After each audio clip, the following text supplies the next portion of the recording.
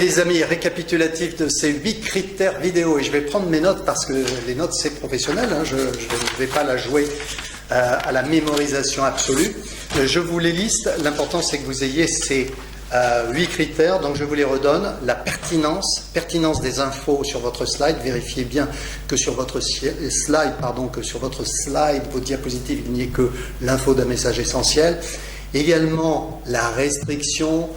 Moins il y a de pixels sur votre diapositive, mieux c'est. Hein, laissez de la place, le blanc est important, hein, le vide entre les éléments, très très important.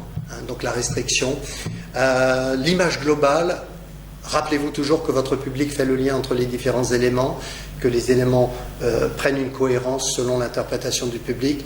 Donc mettez bien, par exemple, un visuel à côté du texte qui s'y rapporte, mais légendez aussi certains de vos visuels, vous voyez, très très important le rapport des éléments entre eux.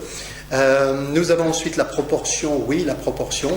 Un élément plus important est considéré comme ayant plus de valeur qu'un élément plus petit. Donc vous avez 4 niveaux d'information dans une slide, le titre, le sous-titre, le développement et puis du détail. Hein. Vous avez ça dans mes ouvrages, les 4 niveaux d'information extrêmement importants. Nous avons également le contraste. Alors oui, le contraste, c'est du même tonneau si je puis dire. Le contraste, c'est bien faire ressortir le message essentiel, ce que vous voulez faire passer dans chaque slide. Le contraste, voilà, qu'on voit bien votre message, qu'il ne soit pas noyé par plein d'informations secondaires. On a également ensuite l'homogénéité qui est un petit peu paradoxale, mais l'homogénéité par rapport au contraste, c'est la continuité dans les éléments graphiques. Hein, l'homogénéité, le public n'a pas à rechercher constamment de nouveaux repères. C'est ça qui est important. L'homogénéité permet au public de garder les mêmes repères qu'il a depuis 20 slides. À la 21e slide, il a les mêmes repères. Hein. Je vous renvoie à la vidéo sur l'homogénéité. Et puis enfin, on est sur le détail, le fameux détail qui tue. Alors à la fois, oui, vérifiez vos présentations, c'est important par rapport à votre boss. Bien sûr, s'il y a un chiffre avec une virgule, un point, que ce n'est pas le bon chiffre, ce n'est pas le bon chiffre, oui, bien entendu, hein, l'information juste avant tout.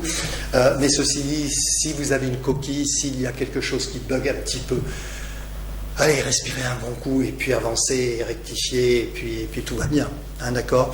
Le monde idéal, à ma connaissance, n'existe pas. Si on vit dans le même monde, pour vous aussi, le monde idéal n'existe pas. Donc, relax. Et ce qui est important, c'est vous, en tant que professionnel, d'avoir les bonnes informations et de pouvoir rattraper. D'accord. Je suis très très heureux de vous avoir présenté ces 8 critères pour vos slides. Ça va vous faciliter la vie. On se retrouve très bientôt pour une nouvelle vidéo. Je compte sur vous. Comptez sur moi. Bonne prise de parole en public, compétitive et d'influence. À bientôt.